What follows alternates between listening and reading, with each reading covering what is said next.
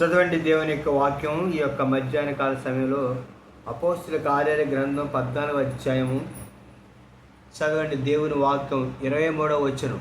మరియు ప్రతి సంఘములో వారికి పెద్దలను ఏర్పరిచి ఉపవాసం ఉండి ప్రార్థన చేసి వారు నమ్మిన ప్రభువులకు అప్పగించిరి. చాలు.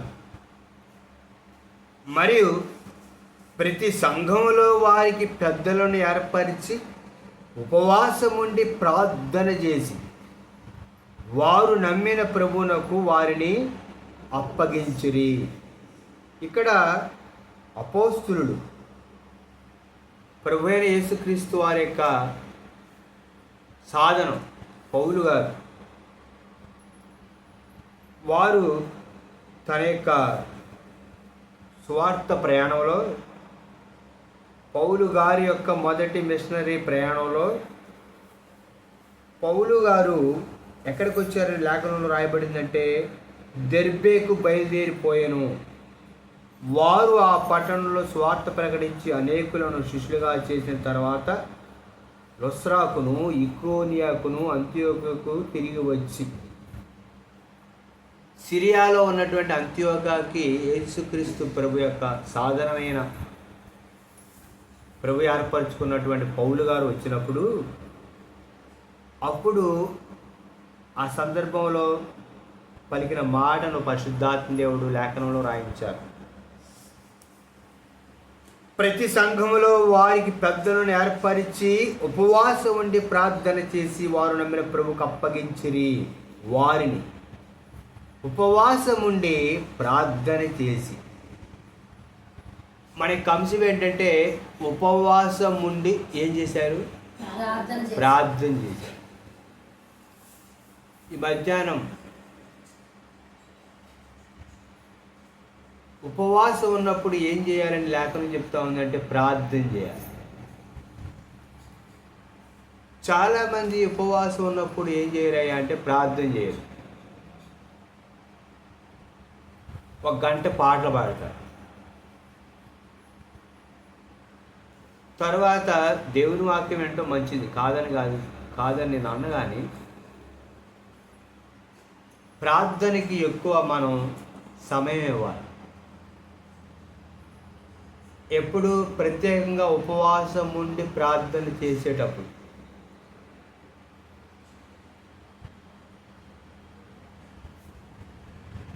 చాలామంది ఉపవాసం ఉన్నప్పుడు ఏం చేస్తారంటే ప్రార్థన చేయండి, పనిలో ఉంటారు. కొంతమంది ఉపవాసం అండి ఈరోజు అని చెప్పి పనికి వెళ్తారు. ఉదయం నుంచి సాయంత్రం దాకా ఏం చేస్తారు? పని చేస్తారు. సాయంకాలం ఏదో కొంతసేపు ప్రార్థన చేసుకొని వారు ఇక ఉపవాసం ఉన్నాం అనుకుంటారు. అది ఉపవాసం కానే కాదు. మరి ప్రభు అయినటువంటి యేసుక్రీస్తు వారు ఏం చెప్పారు? మత్తయి గారు రాసిన సువార్త చూడండి, ప్రభు వారు చెప్పినటువంటి మాట చదవండి. దేవుని వాక్యం చూడండి. దేవుని వాక్యం 6వ అధ్యాయం 17వ వచనం. ఉపవాసం చేయనట్టు మనుషులకు కనబడవలనని కాక రహస్యమందున్న నీ తండ్రికే కనబడవలనని నీవు ఉపవాసము చేయనప్పుడు నీ తల అంటుకొని నీ ముఖము కడుపుకొనుము.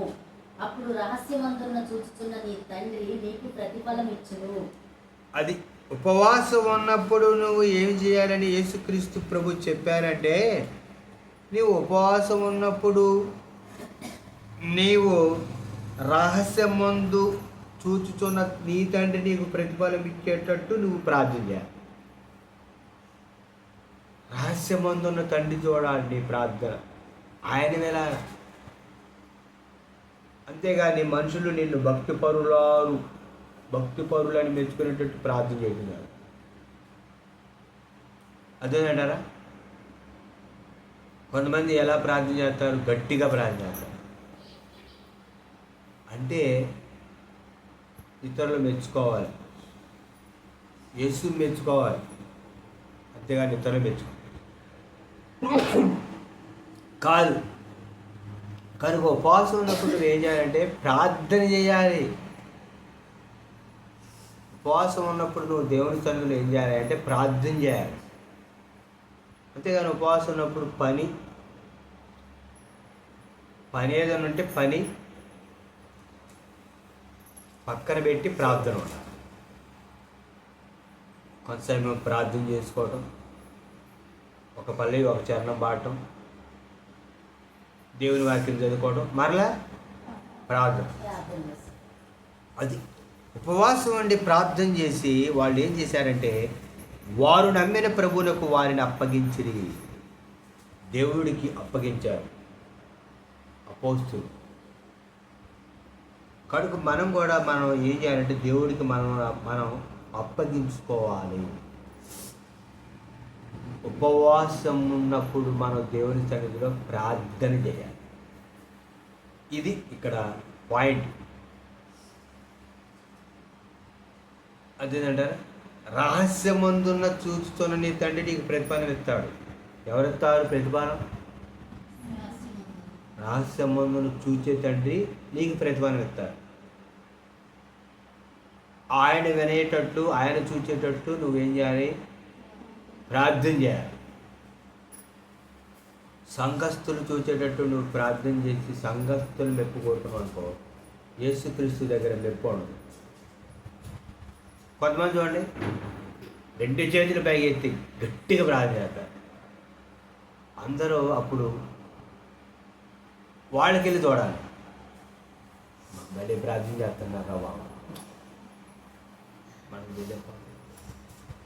అని అనుకోవాలని. అయితే మనుషులకు కనబడవని నువ్వు ప్రార్థన చేస్తే నువ్వు ఏమైంది? యేసుక్రీస్తు ప్రభువారు ఏమని చెప్పారండి? దేవుని వాక్యం యేసు ప్రభువారు ఏమని చెప్పారు? అదేంటంటారా, చూడండి దేవుని వాక్యం 6వ వచనం, మత్తయి సువార్త 6:6. నీవు ప్రార్థన చేయనప్పుడు నీ గదిలోకి వెళ్లి తలుపులు వేసి రహస్యమందున్న నీ తండ్రికి ప్రార్థన చేయుము. అప్పుడు రహస్యమందు చూచి నీ తండ్రి నీకు ప్రతిఫలం ఇచ్చును. నీవు ప్రార్థన చేయనప్పుడు నీ గదిలోనికి వెళ్లి తలుపు వేసి రహస్యమందున నీ తండ్రి ప్రార్థన చేయము. రహస్యమందున నీ తండ్రికి ప్రార్థన చేస్తే రహస్యమందు నీ తండ్రి నీకేమిస్తారు? ప్రతిఫలం. అది.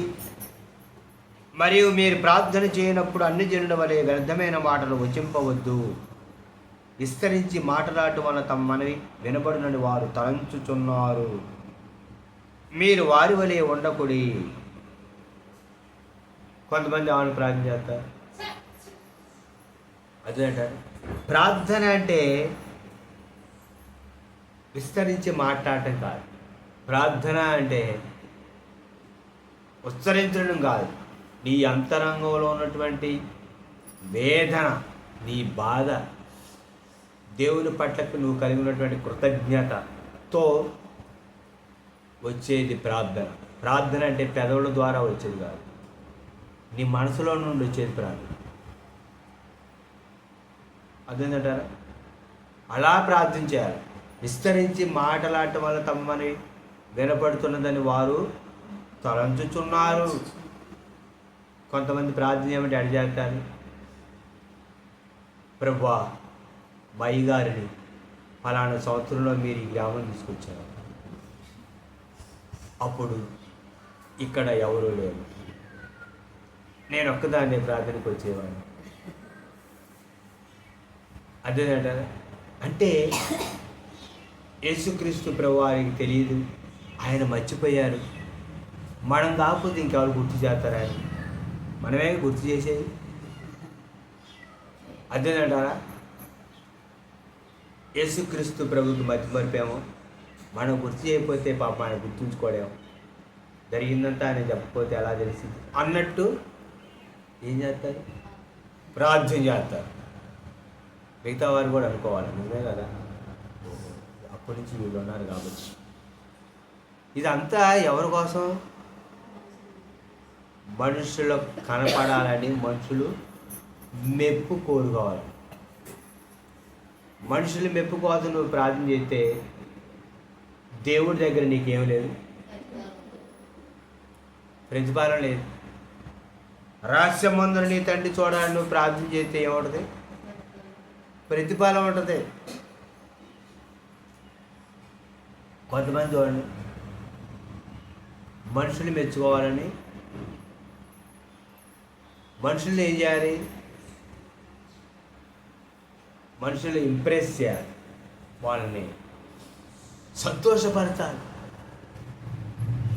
మనుషులు కనపడాలి, మనుషులు సంతోషపరచాలి, మనుషులు మెచ్చుకోవాలి. ఉపవాసం ఉన్నప్పుడు మనం ప్రార్థన చేయాలి. నువ్వు ఉపవాసం ఉన్న విషయం నీకు కూడా తెలియదు. మీరు ఉపవాసం ఉన్నప్పుడు మీ మొహం కడుక్కొని తలంటుకొని ప్రభువారు ఏమని చెప్పారు? 16వ వచనం, మీరు ఉపవాసము చేయనప్పుడు వేషధారుల వలె దుఃఖముఖములై ఉండకుడి. తాము ఉపవాసము చేయనట్టు మనుషులకు కనబడవలనని వారు తమ ముఖములను వికారము చేసుకొందురు. వారు తమ ఫలము పొంది ఉన్నారని నిశ్చయముగా మీతో చెప్పుచున్నాను. యేసుక్రీస్తు ప్రభువారు కొండ మీద చెప్పినటువంటి ఈ ఉపదేశంలో ప్రభువారు చెప్పినటువంటి మాట ఏంటంటే, మీరు ఉపవాసం చేయనప్పుడు వేషధారుల వలె దుఃఖముఖులై ఉండకుడి. అదేంటారా? తర్వాత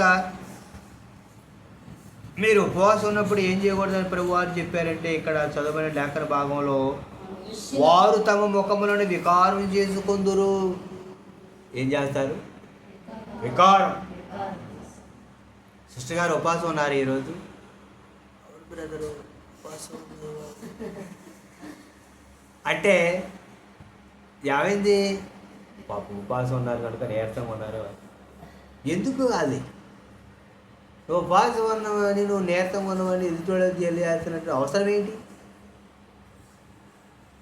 అలాగ ఉన్నప్పుడు నువ్వు ఎందుకు ఉండాలి ఉపవాసం?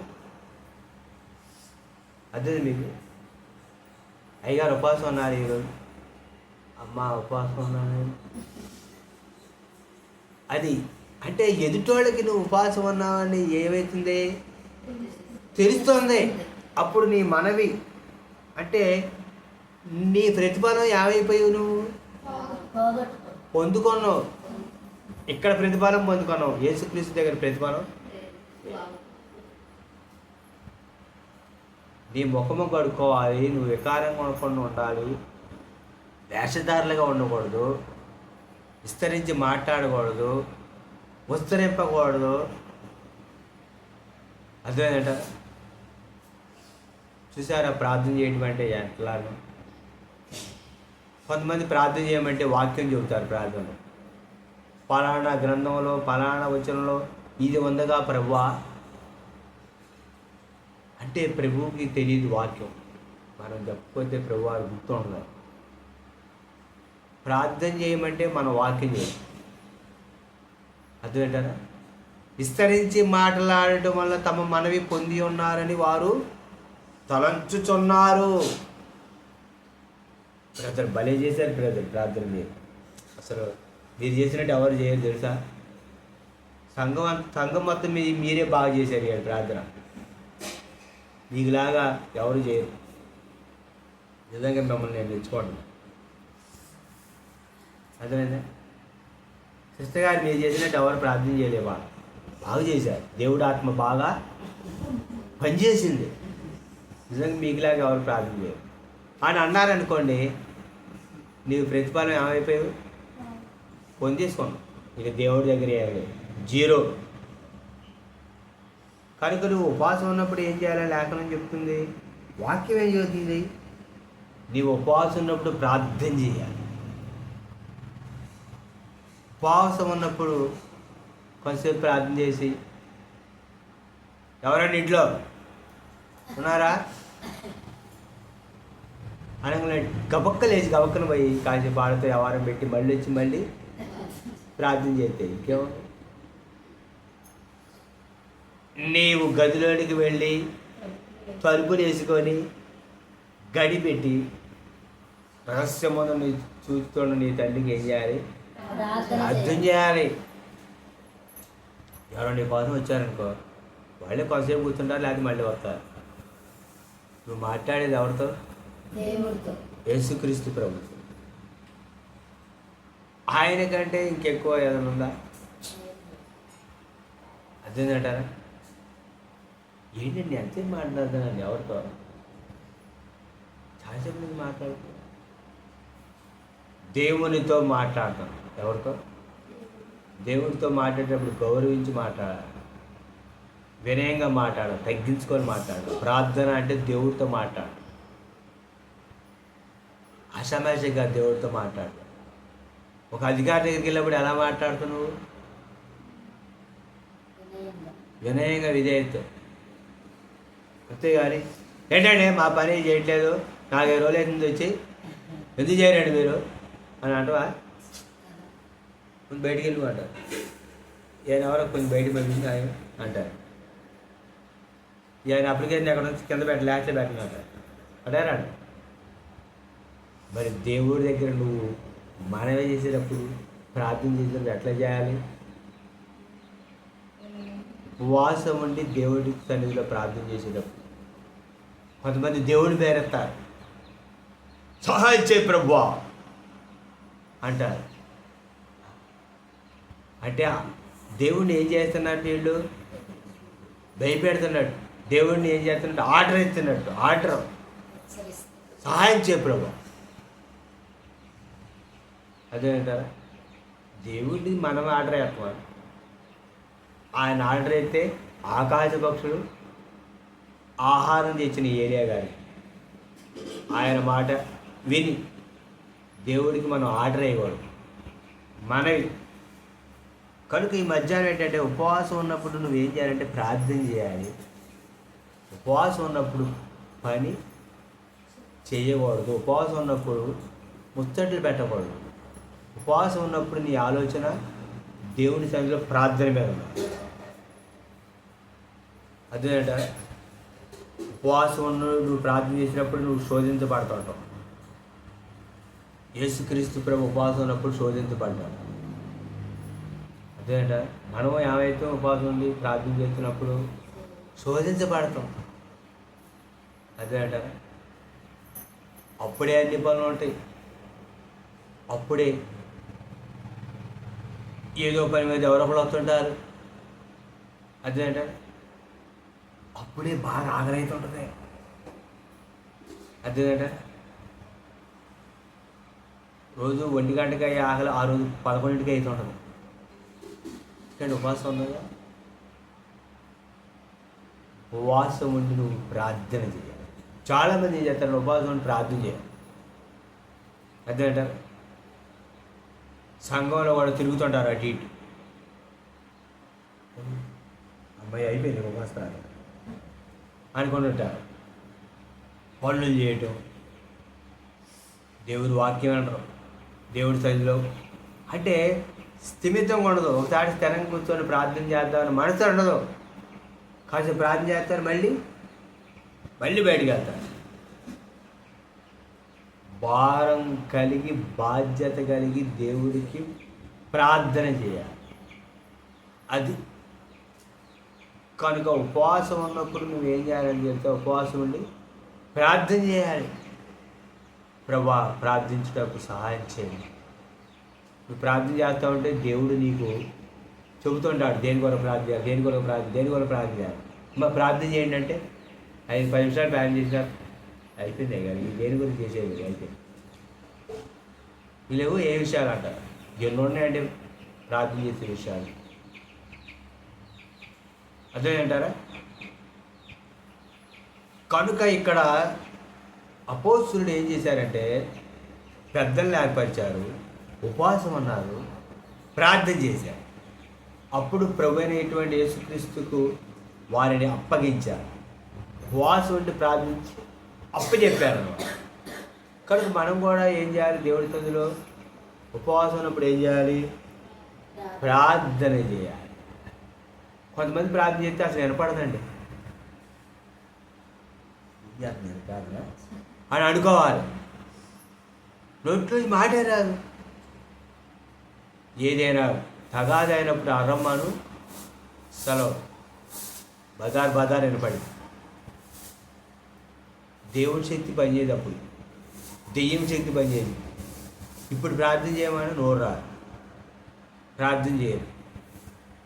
అదే అంటారా, నువ్వు ప్రార్థన చేసేటప్పుడు ఎలా చేయాలి? స్పష్టంగా చేయాలి. ఎట్లా? స్పష్టంగా అర్థం అవ్వాలి ప్రార్థన చేస్తే. కొంతమంది ప్రార్థన చేస్తే ఏం అర్థం కాదు, ఎందుకు ప్రార్థన చేశారో తెలియదు. కొంతమంది చూడండి, ఏడ్చుకుంటూ ప్రార్థన చేస్తుంటారు. ఏడ్చుకుంటూ ప్రార్థన చేయడం తప్పు కాదు. ఏడిస్తే దేవుడి దగ్గర కాల్చే పని, ఏడవనైనా ఏడవాలి, తర్వాత అయినా ప్రార్థన చేయాలి. అది ఒక పక్క ఏడ్చుకుంటా ఒక పక్క ప్రార్థన చేస్తూ ఉంటే అసలు అర్థమైందా? కాబట్టి అర్థమైతే అర్థం కదా. ఒక పక్క ఏడిచేవాళ్ళు ఏడవాలి. సార్ దేవుడి తల్లి కన్నీళ్ళు కావటం మంచిది. ఏడ్చేదాన్ని ఏడవాలి. ఏడ్చిన తర్వాత అయినా ప్రార్థన చేయి. ప్రార్థన చేసిన తర్వాత అయినా ఏడు. ఇటు ఏడుతాడు ప్రార్థన చేస్తే అసలు అర్థం కాదు. ఏడుతున్నారో అర్థం కాదు, ప్రార్థన చేస్తున్నారో అర్థం కాదు, ఏమీ అర్థం కాదు. సస్పెన్స్ అలా ఉంటుంది స్త్రీలు కొంతమంది. ఇవన్నీ వాస్తవాలు, ఇవన్నీ ఆషామాషా చెప్తున్న విషయాలు కాదు, వాస్తవం. కనుక నీవు ఉపవాసం ఉన్నప్పుడు దేవుని సన్నిధిలో ప్రార్థన చేయాలి ఏక మనసుతో. అదేంటారా, సంఘం ఎలా చేయాలి తెలిస్తే ప్రార్థన ఏక మనసుతో చేయాలి. ఒక ఆమె ప్రార్థన చేస్తుంటే మరొక ఆమె ఏకీభవించాలి. ఒకే మనసు ఉండాలి. ఒక ప్రార్థన చేస్తే ఇంకొక బైబిల్ తీసి అప్పుడే వాక్యం చదువుతూ ఉంటారు. ఇంకేడ ఏక మనసు వచ్చింది? భారంతో బాధ్యతతో ఏక మనసుతో ఉపవాసం ఉండి సంఘస్థులమైనటువంటి మనం ప్రార్థన చేస్తే అప్పుడు దేవుడి కార్యాలు జరుగుతాయి. దేవుడి కార్యాలు ఒకేసారి ఒక లప్పబడదు నీ అంతరంగంలో, నీ కుటుంబంలో కార్యాలు. కనుక నువ్వు ఏం చేయాలి? ఉపవాసం ఉన్నప్పుడు ఏం చేయాలి? ప్రార్థన చేయాలి. చాలామంది చూడండి ఉపవాసం అంటారు, పొద్దున్న సాయంత్రం ఉపవాసం అంటారు, ఏదో ఒక అర్ధగంట ప్రార్థన చేస్తారు. ఫస్ట్ ప్రార్థన చేసి వెంట వాడ ఎంతసేపు చేసి ప్రార్థన? ఒక అర్ధగంట. మిగతాదంతా ఎక్కడ? లోకంలో అటు ఇటు ఇటు అటు ఆ పని ఈ పని ఈ పని ఆ పని చేసుకుంటాం. ఎన్ని రోజులు ఉపవాసం? 2 రోజులు ఉపవాసం ఉన్నామండి. మరి దేవుడితో ఎన్ని రోజులు ఎంతసేపు ఉన్నాం? 2 గంటలు. పేరుకి ఎన్ని రోజులు ఉపవాసం? 2. దేవుడితో ఎన్ని గంటలు ఉన్నాం? 2 గంటలు. వచ్చింది తర్వాత కాలంలో దీని గురించి కూడా ప్రస్తావన వచ్చింది. కనుక నువ్వు ఉపవాసం ఉంటే దేవుడి సన్నిధిలో ప్రార్థన. అది విస్తరించి మాట్లాడటం వల్ల మనవి వినపడుతున్నదని వారు తలంచున్నారు. దేవుడు చెప్పినప్పుడు, వాక్యం చెప్పినట్టు విస్తరించి మాట్లాడడం కాదు, స్పష్టంగా మాట్లాడాలా, అర్థమయ్యేటట్టు మాట్లాడాలా, మనవి వినపడేటట్టు మాట్లాడాలా, వినయంగా మాట్లాడాలి. అదేంటంటారా? కనుక అట్టి కృప ప్రభు మనకు అనుగ్రహించింది కాక. ఆమేన్. దేవుడి సన్నిధిలో ప్రార్థించే మనసు మనకు కావాలి. కనుక ప్రభు ప్రార్థించాలి, మనమును దేవుని సన్నిధిలో ప్రార్థించాలి. అట్టి కృప ప్రభు మనకు అనుగ్రహించింది కాక. ఆమేన్. ప్రార్థన చేస్తున్నా తల్ల వచ్చి తలమిస్తాం.